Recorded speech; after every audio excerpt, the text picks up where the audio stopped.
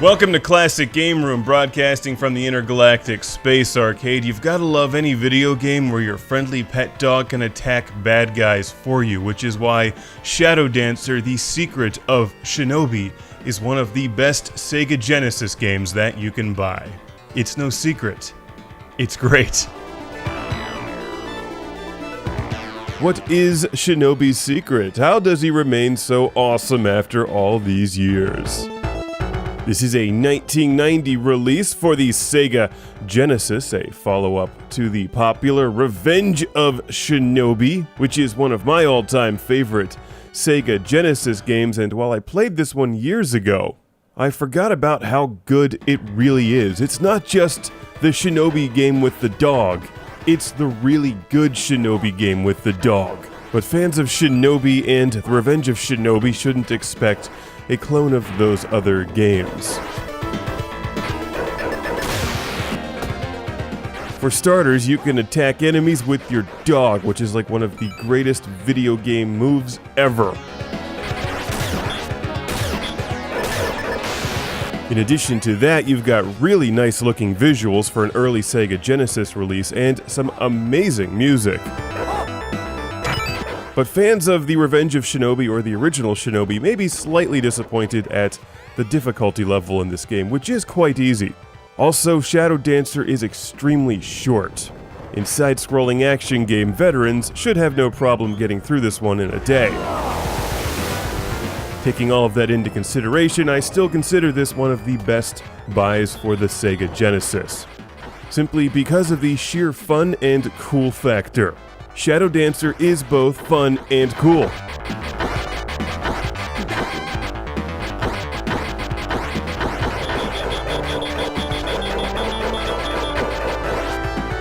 While this is about half the length and half the difficulty of The Revenge of Shinobi, I feel like it's got twice the style, and The Revenge of Shinobi already had a lot of style.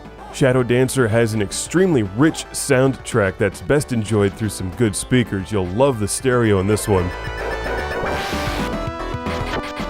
And the visuals and graphics have also been improved. But then there's the dog, which just propels it to another level of furry pettable awesomeness.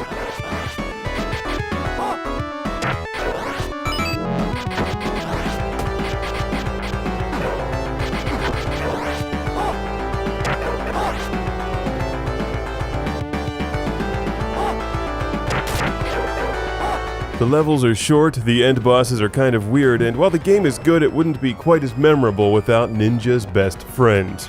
It's our canine companion that completes the perfect storm, which makes this a great, timeless game.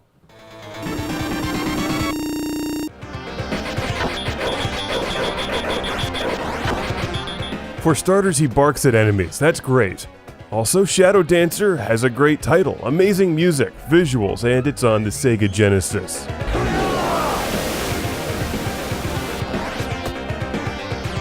To top it all off, it's got solid Shinobi-style gameplay. Even if the game itself is not as good as The Revenge of Shinobi, it's easily just as worthy of being in your collection on the top shelf.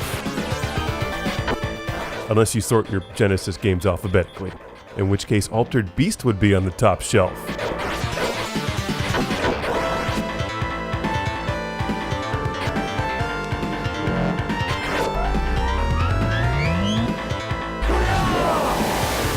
Shadow Dancer, The Secret of Shinobi is a terrific game for those who enjoy side-scrolling action games but don't have the time to memorize them like you used to. Remember how much more time we all had when we were 13, unless you are 13, in which case, enjoy it. It doesn't last.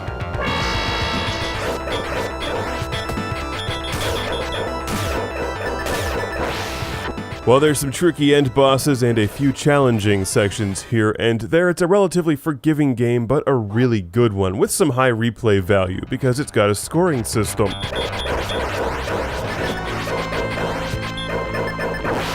If you're just playing casually, you have a few continues and admire this level because it's really cool.